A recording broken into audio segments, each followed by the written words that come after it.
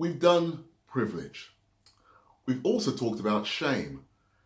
But the one subject in this triangle that we haven't looked at as yet, supremacy. This has been The Other. I'm Dr. Dwight Turner. Let's get started.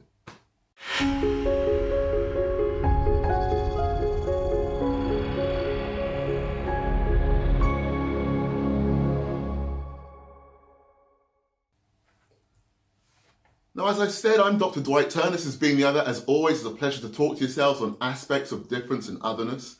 And I thought today that we would look at the idea of supremacy.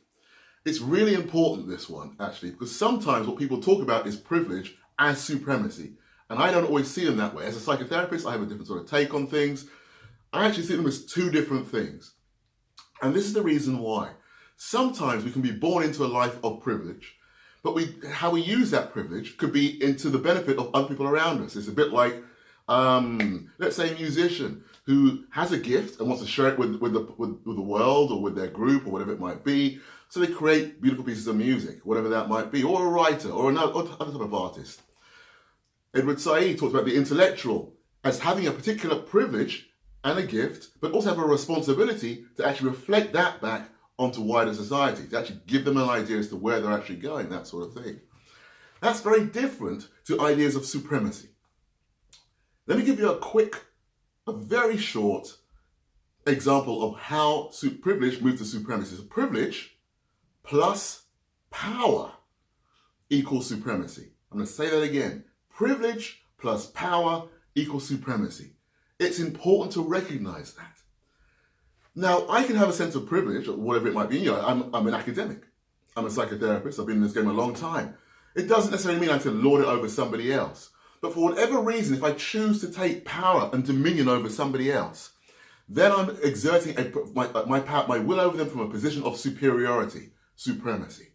It's a bit like, in the wider sort of context, sort of patriarchal privilege doesn't necessarily mean that it's going to lead to a sense of superiority and so on, but it will do when one forgets that we have a responsibility towards that other.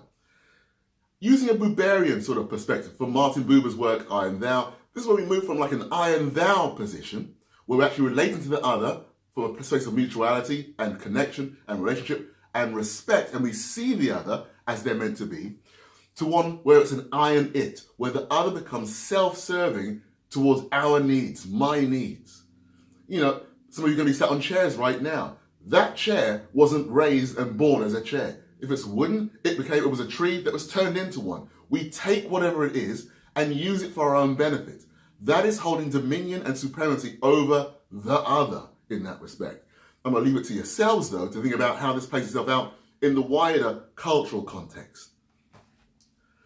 I will give you one example.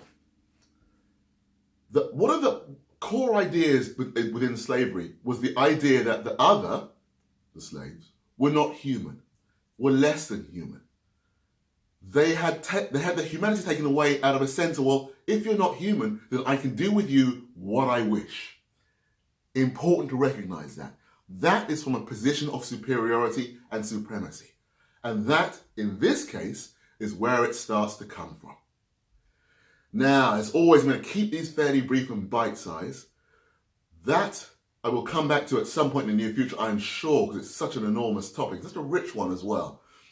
As always, keep following me on Twitter, under Being The Other. Keep following me on Facebook. Find me there if you need to. Always send me your emails. Always a pleasure to hear from yourselves.